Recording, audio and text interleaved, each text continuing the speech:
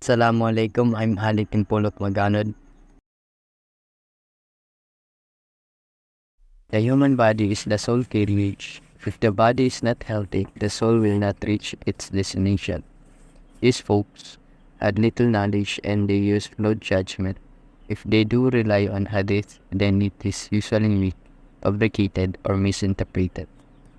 O sabi dito, no, kapag ang katawan ng isang tao is hindi siya healthy or halimbawa siya is may mga masamang habits kaya ng paninigarilyo or mga pag-inom ng alak is hindi daw marireach ng ating soul yung destination or halimbawa yung heaven or hell, no? I was surprised at Abu Hamid al-Ghazali. The fact sunk to the levels of these people. He said, a murid ought not to have sexual relations and then have something to eat because this will fulfill two of his desires, making it easier for the self to overcome him. Itong mga murid is ito yung mga taong nagsisik ng spiritual enlightenment, no? So sabi dito, no, hindi daw pwede sa isang murid na makipagtalit, no? Dahil at pagkatapos ay kumain dahil ma-fulfill nito yung dalawang desires, no? So ma-overcome daw siya ng sarili niya. This is heinous. Based on this, if a meal contains several types of food, then one should refrain from eating more than one type because each type will fulfill an additional desire. Then drinking water fulfills another desire. So ayon sa sabi ni Abu Hamid Ghazali na hindi daw pwedeng kumain at makipagtalik ang isang murid dahil ma-fulfill nito yung dalawang desire. So sabi rin dito, no, ito daw is napakasama, no, kasi kung halimbawa kung sa pagkain daw is yung sa meron tayong iba't ibang ulam, no, bawat isa doon is nagpo-fulfill ng desire gaya ng pagkain ng manok, so ma-fulfill yung desire mo na kumain ng manok, or yung isa naman is sa ulam mo is isda, so ma-fulfill rin yung pag-cravings mo sa isda. Then ito daw is napakasama na statement galing kay Abu Hamid al-Ghazali, no? Dahil ang pag-inom naman ng tubig is magpo-fulfill rin ng iba pang desire. Isn't it authentically reported that Allah's messenger had relations with all of his wives in one night? Shouldn't he have had relations with just one of them? Wasn't it authentically reported that he sallallahu alaihi wasallam used to eat cucumbers with dates? This count as two desires fulfilled. So dito dalawang desire yung na-fulfill, no? Ayon sa isang hadith, no? Ito ay yung sexual desire at saka yung cravings niya sa pagkain gaya ng pagkain nila cucumbers na may dates. Didn't he sallallahu alaihi wasallam eat bread and roasted meat? And didn't he drink cold water at Abu al-Haytham ibn Tayyihan's place?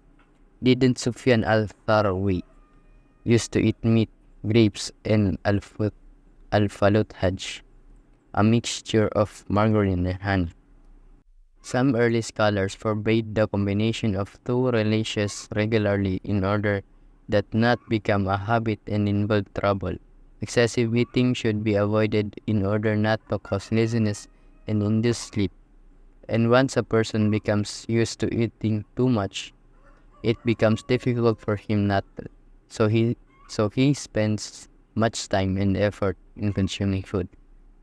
So sa atin, sa Islam is hindi talaga pinapayagan pagkain ng sobra-sobra dahil kailangan magtira ng 1/3 sa ating mga bituka, no, para hindi tayo maging tamad sa pagsimba sa Allah subhanahu wa ta'ala at tayo ay makatulog ng maayos.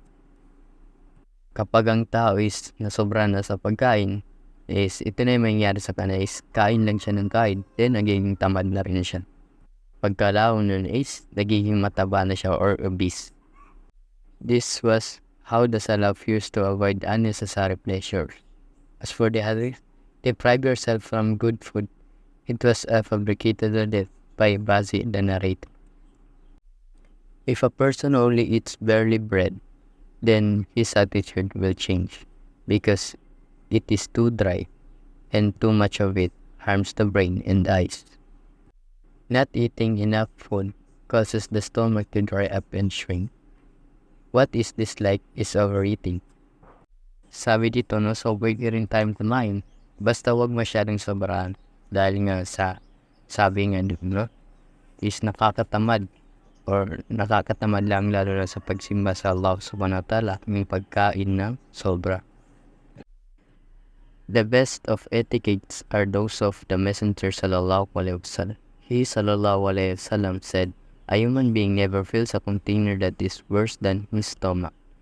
Hence, it will be sufficient for the son of Adam to satisfy his hunger with a few bites to strengthen his backbone. If he must to eat to his fill, then he should allow for 1/3 food, 1/3 water, and 1/3 air." So, sabi nga dito, no, sabi ng Rasulullah sallallahu alaihi wasallam, no, hindi daw pwedeng punuin masyado yung stomach, no. Kung pupunuin naman, no, is 1/3, no, ng pagkain gaya ng mga ulam or mga ano yung kinakain natin. 1/3 din doon is tubig. Then, kailangan rin mayroong espasyo para sa hangin, no, para tayo makahinga ng maayos. Islam orders us to eat enough to sustain our bodies in order to preserve them.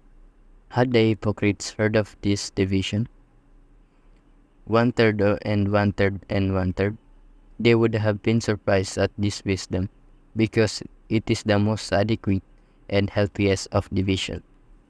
So, gaya nga ni sinabi ko kanina, no, ang tiyan natin is meron itong mga division according to Muhammad sallallahu alaihi wasallam, no. Meron tayong 1/3 para sa pagkain, 1/3 para sa tubig, and 1/3 para sa hangin. Section 4, Sufis and Hunger. Sufis order the youth to go hungry. It is very harmful for a youth to go hungry. Older people can withstand it more than the youth. So, mapanganib naman talaga yung pagiging gutom ng isang tao dahil lalo sa mga kabataan. Dahil nga hindi nila mapigilan yung mga kaya nilang magawa gaya ng pagnanakaw dahil na nga sa gutom na kanilang dinadanas, no, hindi gaya sa mga matatandang tao, no, kaya nilang tiisin yung gutom. So, ito yung hindi maganda sa mga Sufis, no. Utusan nila yung mga younger people or mga youth na maging gutom or hungry. The youth need more food just as new saddle needs to be oiled more frequently.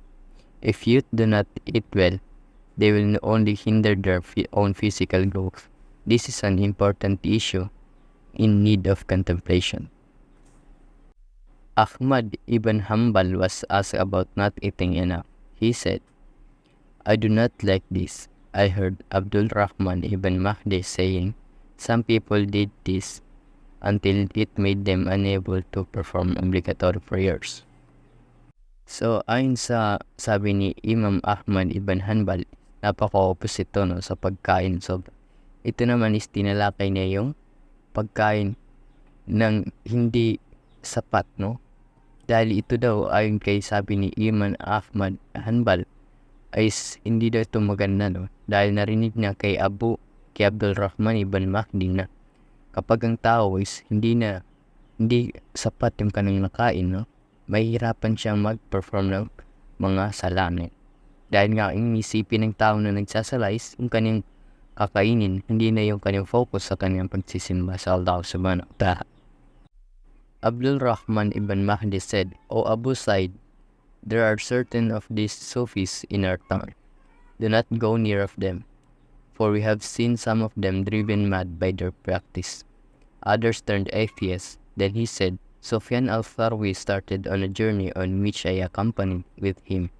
At the beginning, he had with him a cloth containing paste of honey and dates and a lamp.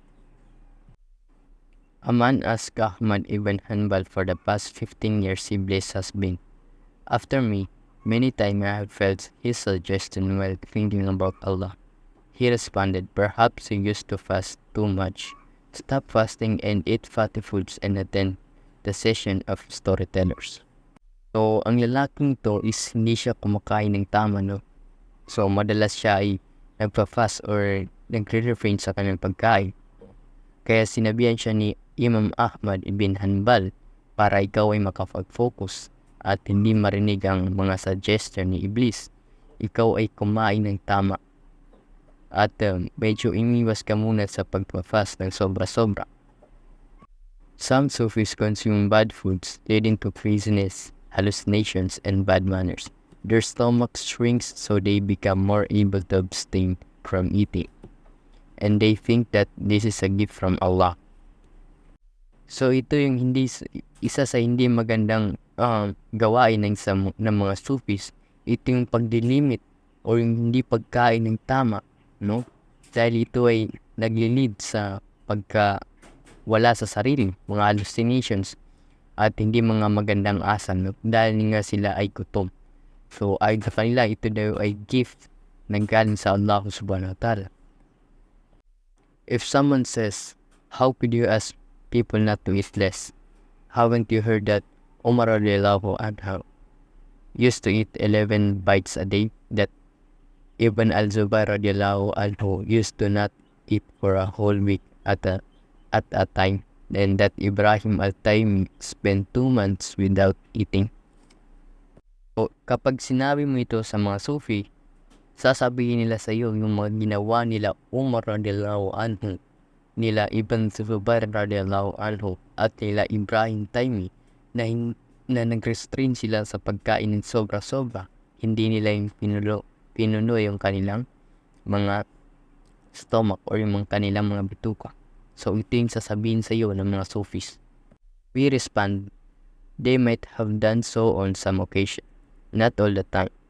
They did that to elevate their religious status.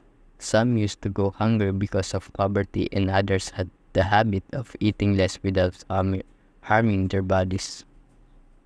Ang response naman nila kapag sinasabihan sila ng mga Sufi ng ganun is hindi daw always na nagkaganon ang mga sahaba na yun, no?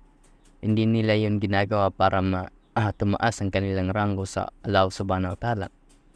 Bagkus ginagawa nila ito, no, para hindi masira ang kanilang katawan, dahil nga ang pagkain ng sobra-sobra is nakakasira talaga ng katawan, nag-lead to ng maraming consequences gaya ng pagkaroon ng mga kidney stones, mga fatty livers at iba pa, no, na nakakasira sa ating katawan.